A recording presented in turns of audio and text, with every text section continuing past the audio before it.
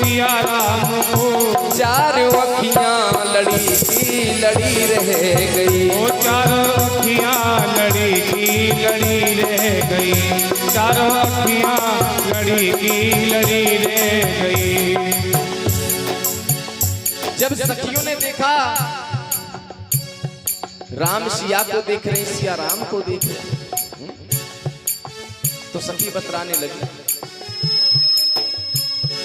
बोली पहली सखी जानकी के लिए, बोली पहली सखी जानकी के लिए। रच दिया है विधाता ने जोड़ी सुगढ़। वो रख दिया है विधाता ने जोड़ी सुगढ़। पर धनुष कैसे तोड़ेंगे कोमल कुमर। कैसे तोड़ेंगे कोमल कुमर। पर धनुष कैसे तोड़ेंगे कोमल कुमर। मन में शंका बनी रह गई। वो मन में शंका बनी रह गई। मन में शंका बनी रह गई। तो दूसरी कहने लगी सुनो शंका मत करो। क्यों? तू जानती नहीं? बताने लगी। बोली दूसरी सखी ये तो होगा सही। बोली दूसरी सखी ये तो होगा सही। पर चमत्कार इनका नहीं जानती। पर चमत्कार इनका नहीं जानते। एक ही बाण से ताड़का राक्षसी। एक ही बाण से ताड़का राक्षसी। फिर उठी ना पड़ी रह गई। फिर उठी ना पड़ी रह गई। देख कर राम जी को जनक नंदनी। देख कर राम जी को जनक नंदनी। बाग में बस खड़ी रह गई। बाग में बस खड़ी रह गई। एक दूसरे को देख रहे, राम देखें सिया को, सिया राम को। चारों अखियां लड़ी की लड़ी रह गई। क्यों? पलक क्यों नहीं मार रहे हैं? बड़े रहस्य की बात बता के जा रहा हूं, शायद ही कोई बताएगा। क्योंकि सीता जी के पूर्वज हैं महाराज निमि। और महाराज निमि का स्थान कहां है? पलकों पर। और महाराज निमि ने कहा जब बच्चे एक दूसरे को देख रहे, बुड्ढों को क्या काम, निकलो यहां से। महाराज निमि पलकों को छोड़ करके हट गए। ये जो पलक झपकते हैं ना हम, ये महाराज निमि की कृपा होती है। महाराज निमि पलकों पर बैठे हुए होते हैं, उसी के कारण पलक झपकते नहीं। पलक नहीं झपकती, ऐसे रहती खुलियां। तो आज राम सिया को देख रहे हैं, सिया राम को देख रहे हैं। माँ सिया गौरा पूजन करने को गई, गौरा का पूजन किया। मन जाहु राचे मिलहि सोबर। सहज सुंदर श्यामरो करुणा निधान सुजाल सीन सहित स्नेह जानत राबरो। एहि भांत गौर असीस सुनसिय सहित ही हर्षे अली। तुलसी भवानी पूज्य पुन पुन मुदित मन मंदिर चली। सुनसिय सत्य असीस हमारी पूजहि मन कामना तुम्हारी। हे सिया जो तुम्हारे मन की कामना है वो पूर्ण हो। मैया गौरा ने आशीर्वाद दी थी।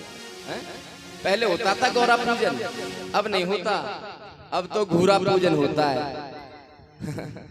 घूरा पुजवाते हैं, वर से भी और कन्या से भी। आंख से पट्टी बांध के ले जाते हैं, चलो घूरे को पूजो। कोई देवता बैठे हो घूरे में? पहले होता था माँ गौरा का पूजन। ये पद्धति को भूल गए हम लोग, क्योंकि बीच में हमारे पास हमारी पद्धति रही ही नहीं। 500 वर्ष मुस्लिमों ने और 250 वर्ष अंग्रेजों ने, 750 वर्ष भारत गुलाम रहा। उस बीच में जितनी भी सनातन वैदिक धर्म की जो संस्कृति थी उसको नष्ट कर दिया गया। इसलिए घूरा पूजता है। अब तो वहां पर राम जी जहां पर धनुष रखा है यज्ञशाला में पहुंच जाते हैं।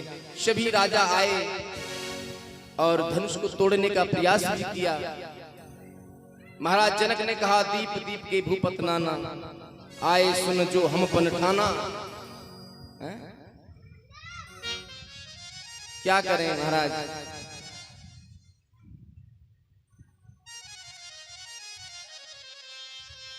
कोई धनुष को तोड़ नहीं पाया। भूप सहस दस एक ही बारा, लगे उठावन टरई नटारा। रामचरितमानस में चौपाई है क्या, 1000 भूप सहस 10, सहस माने 1000 और 10 माने 10,000, 10,000 राजा एक साथ धनुष को तोड़ देंगे? कितना लंबा चौड़ा होगा जी धनुष, जो 10,000 राजा लगेंगे? ऐसा नहीं। भूप सहस 10 एक ही बारा, यानी सहस्त्राबाहु बाणासुर और दशानन रावण एक ही दिन आए दोनों धनुष तोड़ने के लिए। इसका भावार्थ यही है, भूप सहस 10 एक ही बारा। परंतु कोई भी धनुष को नहीं तोड़ पाया। आज महाराज जनक बड़े ही दुखी हैं। बोले कोई भी इस पृथ्वी पर ऐसा राजा ना रहा जो इस धनुष को तोड़ पाए। है दीप दीप के राजाओ, हम किसे कहें बलशाली है, हम किसे कहें बलशाली है। मुझको तो ऐसा विदित हुआ, पृथ्वी वीरों से खाली है। मुझको तो ये ऐसा लगता, पृथ्वी वीरों से खाली है। मुझको तो ऐसा लगता है, पृथ्वी वीरों से खाली है। आशा छोड़ प्रस्थान करो, दुख हमें दिया है दाता ने, दुख हमें दिया है दाता ने। सीता सुकुमारी का विवाह लिखा ही नहीं विधाता ने। सीता सुकुमारी का विवाह लिखा ही नहीं विधाता ने। सीता सुकुमारी का विवाह लिखा ही नहीं विधाता ने। हे राजाओ, जाओ यहां से, भाग जाओ, अपने अपने घर को जाओ। मुझे ऐसा लगता है मेरी पुत्री का विवाह विधाता ने भाग्य में लिखा है। लक्ष्मण जी वहीं बैठे थे, एक साथ क्रोध में छा गए। राजन, क्या बात करते हो? जिस सभा में रघुवंशी वीर बैठे हो, ऐसी बात नहीं करते राजन। क्या? भगवान राम ने इशारा दिया, लक्ष्मण अभी नहीं भैया, आराम से बैठ जाओ। गुरु ने आदेश दिया, उठो राम भंजऊ भव चापा, मेटहु तात जनक प्रताप। हे राम उठो और जनक के प्रताप को मेटो। भगवान उठे, भगवान ने धनुष को उठाया, एक ही हाथ से धनुष को उठा लिया और धनुष को प्रणाम भी किया है प्रभु राम ने। अभी तक किसी राजा ने धनुष को प्रणाम नहीं किया। और ऐसे धनुष को उठाया और ऐसे प्रतिज्ञा चढ़ाई और ऐसे खींचा भगवान ने। रामलीला वाले दिखाते ऐसे तोड़ दिया, ऐसे धनुष नहीं तोड़ा, ऐसे धनुष को तोड़ा प्रतिज्ञा चढ़ा के। ले तो चढ़ावत खेचत गाढ़े, चढ़ावत खेचत गाढ़े, ले तो चढ़ावत खेचत गाढ़े, चढ़ावत खेचत गाढ़े। काहुन लखा देख सब ठाड़े, काहुन लखा देख सब ठाड़े। तैचन छन राम मध्य धनु तोरा, तेहि छन राम मध्य धनु तोरा, परे भुवन घन घोर कठोरा, परे भुवन घन घोर कठोरा, तेहि छन मध्य राम धनु तोरा तोरा। तेहि छन राम मध्य धनु तोरा, भरे भुवन घन घोर कठोरा। भगवान राम ने जैसे ही धनुष को तोड़ा, एक साथ बहुत भयंकर शोर हुआ। भय भुवन घन घोर कठोरा।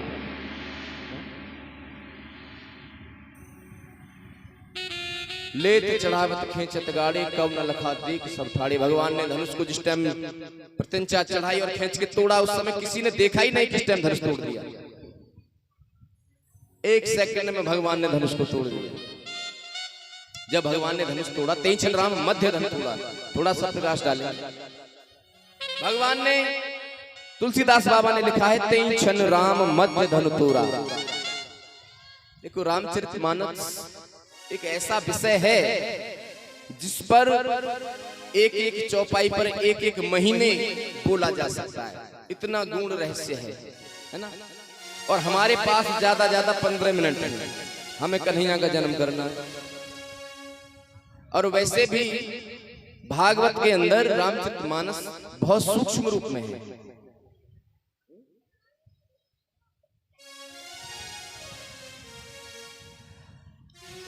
तेहि छन राम मध्य धनु तोड़ा। भगवान ने धनुष को मध्य से यानी बीच से तोड़ा होगा, इसीलिए लिख दिया तेहि छन राम मध्य धनु तोड़ा। एक है परशुराम, एक है बलराम और एक है राम। तो परशुराम बड़े हैं और राम बीच के और बलराम बाद में हुए। तो हो सकता है ये बीच वाले राम ने धनुष को तोड़ा, इसीलिए लिख दिया बाबा ने तेहि छन राम मध्य धनु तोड़ा। दोपहर के 12 बजे तोड़ा, हो सकता है इसीलिए लिख दिया तेहि छन राम मध्य धनु तोड़ा।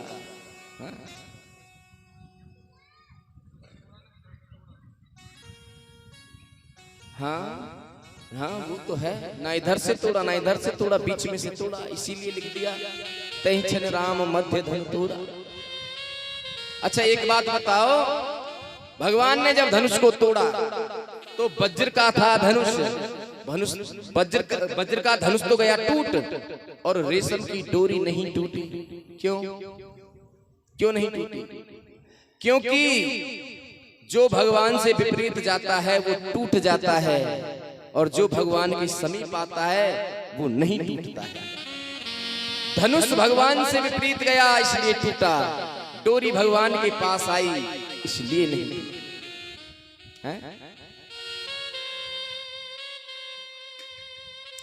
भगवान का विवाह संपन्न हुआ। भगवान अयोध्यापुरी में आए। मैया ने, केकई मैया की बुद्धि को मंथरा ने बिगाड़ दिया। देवताओं ने कहा कि भगवान को राजगद्दी हो गई तो हमारा क्या होगा, क्योंकि रावण के कैदी खाने में बंद है ना देवता। बोले कैसे हूं जाओ। सरस्वती मैया बुद्धि पे बैठ गई। कुबड़ी दासी है केकई की, जो दहेज में मिली है केकई को साथ में। उसने कहा, रानी जी,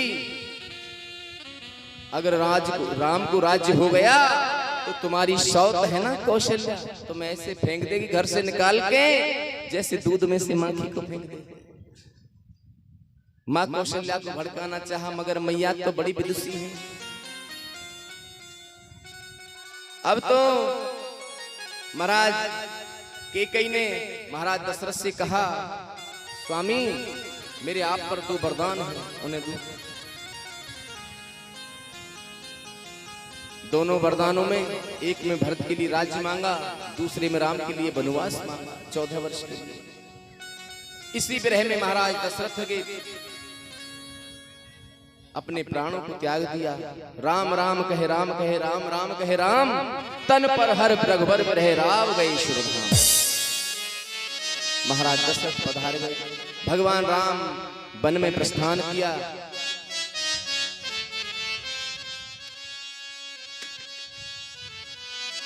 शमशान नदी को पार करके और निषाद राज के पास पहुंचे। निषाद राज से भेंट हुई और भगवान केवट के यहां पहुंचे। केवट ने गंगा पार कराई। रावण ने मां सीता का हरण किया। भगवान ने मैया को बहुत ढूंढा। हनुमान जी से मुलाकात हुई, सुग्रीव से मित्रता हुई।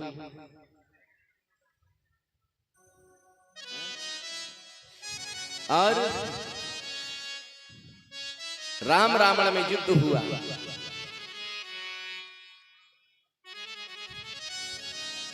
भगवान राम ने रावण का वध किया और मैया सीता को पुनः वापस लेकर के राम जी अयोध्या में वापस आए, राज्य पर अभिषिक्त हुए। बहुत शॉर्ट रूप में राम कथा हमें कहनी पड़ी, समय की पाबंदी। अब कृष्ण जन्म करना है। आचार्य सुखदेव कहते हैं, राजन,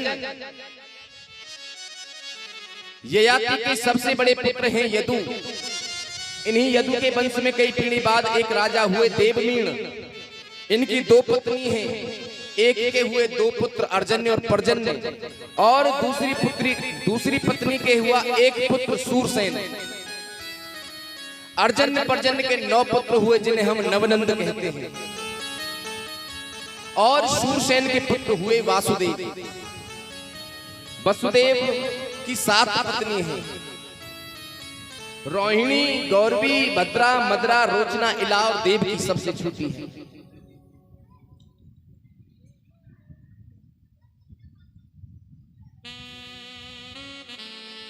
देवकी का विवाह वसुदेव जी के साथ में हुआ। कंस की बहन है। भगवान ने कंस के राक्षसों को मारा और